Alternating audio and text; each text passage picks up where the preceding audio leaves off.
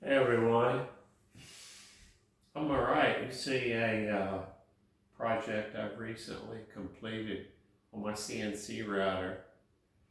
I used some 2-inch rough sawn cedar, glued it up into a 2-foot by 3-foot blank, and then mounted it in the CNC router. Used a plane bit to bring it down to about 1 7/8, and then ran the tool path.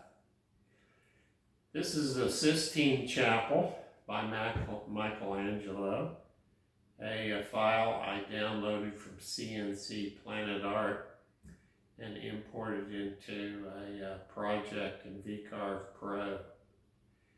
I took a little bit of time to play with the aspect ratios and the depths to try to come up with something which was carvable and which had quite a bit of detail as well.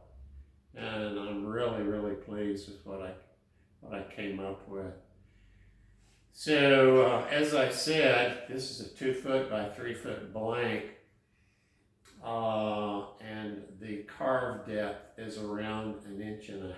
So I had left about 3/8 of an inch of wood to give me some rigidity to the piece once I was completed.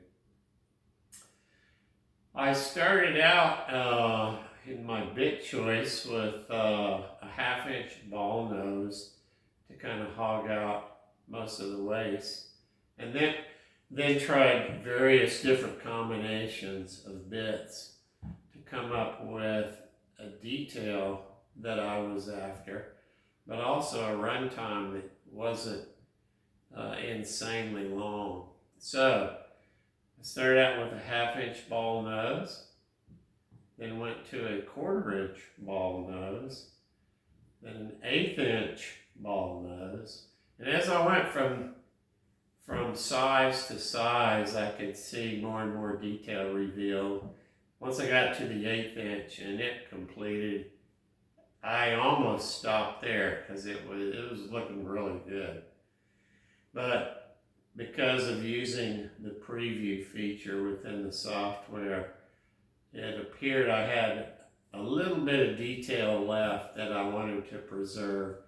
So I went ahead and ran the 1/64 inch ball nose, tapered ball nose, to get that final bit of detail. The total runtime was about 58 hours. The longest runtime of that component was the 1/8 inch ball nose, and that took about 22 hours. I, of course, didn't run the tool path for continuous 22 hours. I probably did that over the course of 2 or 3 days. I can't remember. But what I was interested in knowing was, as I paused, was, well, how many G-code instructions are there in this file? And as it turned out, there are a few, maybe 2.2 million, I'm guessing. I know there's at least 2 million. How much over that, I'm not really sure.